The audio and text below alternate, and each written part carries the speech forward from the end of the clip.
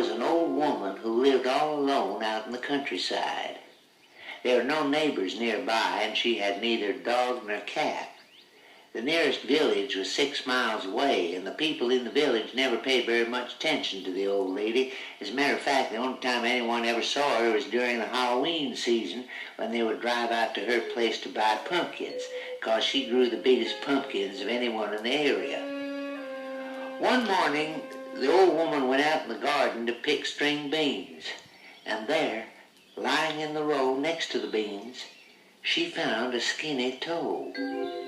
She took the skinny toe into the house and placed it in a small box, which she then placed at the back of a closet.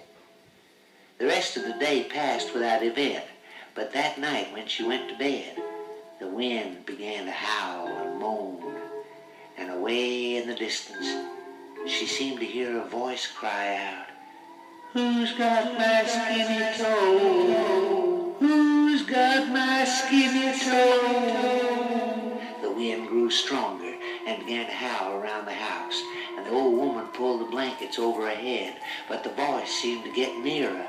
"Who's got my skinny toe? Who's got my skinny toe?"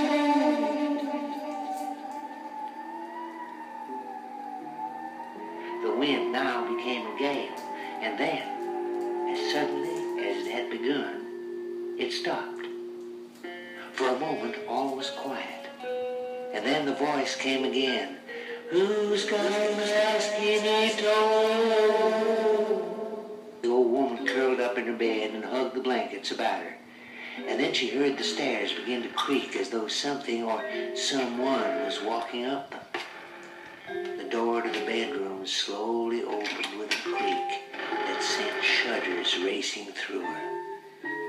Something seemed to slip through the door and began to creep over the floor. Suddenly, a voice right next to the bed cried out, "Who's got my skinny toe? Who's got my skinny toe?"